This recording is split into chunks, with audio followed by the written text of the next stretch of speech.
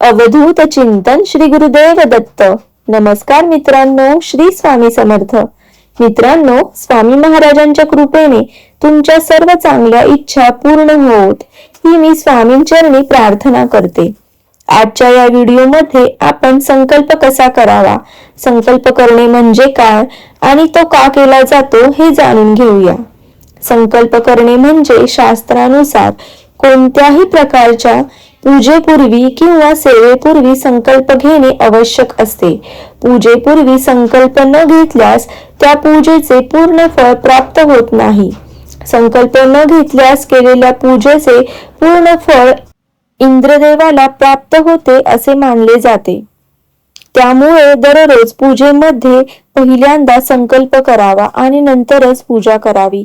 संकल्प घेण्याचा अर्थ असा आहे की आपण कुलदेवतेला आणि स्वतःला साक्षी ठेवून अशी प्रतिज्ञा करतो आहे की मी जी पूजा कार्यविधी इच्छापूर्तीसाठी करत आहे ते संकल्प करून माझी इच्छा पूर्ण होत। संकल्प कसा करावा? संकल्प घेताना हातामध्ये पाणी घ्यायचे आहे। पंचमहाभूतांपैकी अग्नी, पृथ्वी, आकाश, हवा, पाणी मानले जाते। गणपती हा पाण्याचा अधिपती आहे।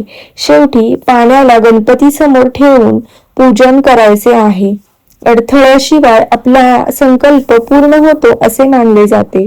संकल्प करण्यासाठी आपल्याला एक तामण लागेल। त्या तामणामध्ये आपल्याला हातामध्ये पाणी घ्यायचे आहे आणि संकल्प करायचा आहे। आता या पाण्यामध्ये आपल्याला हळदी कुंकू अक्षदा वाहायच्या आहेत। त्यानंतर फुलेही वाहायची आहेत।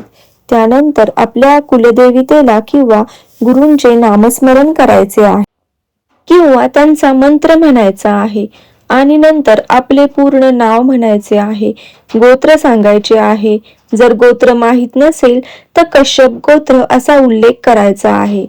ज्या महिन्यामध्ये आपण संकल्प करणार आहोत तो महिना, ती तारीख, ज्या गावामध्ये तुम्ही राहत आहात त्या गावाचे नाव तुम्हाला बोलायचे आहे। त्यानंतरच आपली इच्छा, तुम्ही कशासाठी हा संकल्प करत आहात ते बोलायचे आहे।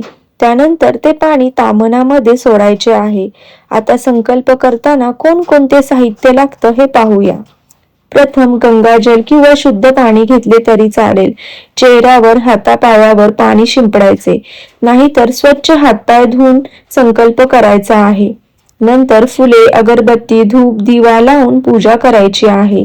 हातामध्ये पाणी घेऊन आपल्याला जो संकल्प करायचा आहे तो संकल्प अगदी स्पष्ट शब्दांमध्ये बोलायचा आहे। अगदी अंतःकरणापासून तुम्हाला संकल्प बोलायचा आहे। संकल्प करताना आपली इच्छाशक्ती वाढवायची आहे। अगदी अंतःकरणापासून देवाला पूर्ण शरण जाऊन संकल्प तुम्हाला करायचा आहे। तुम्ही संकल्प या पद्धतीने केला तर तुमची इच्छा नक्की पूर्ण होईल। संकल्प घेतल्यानंतर त्याचे पालन करणे गरजेचे आहे। संकल्प कधी केला जातो तर संकल्प हा तुम्ही सेवेच्या पहिल्या दिवशी करायचा आहे। तुम्ही 21 दिवसांची सेवा करणार असाल तर संकल्प हा पहिल्याच दिवशी घेणे गरजेचे आहे, हे लक्षात ठेवा। आता संकल्प तोडला तर काय होतं?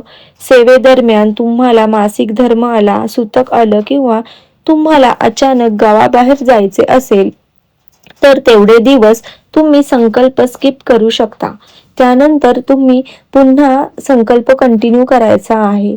तुमची इच्छा संकल्प पूर्ण होण्याआधी जर पूर्ण झाली त्यानंतर तुम्ही संकल्प मध्येच सोडायचा नाही।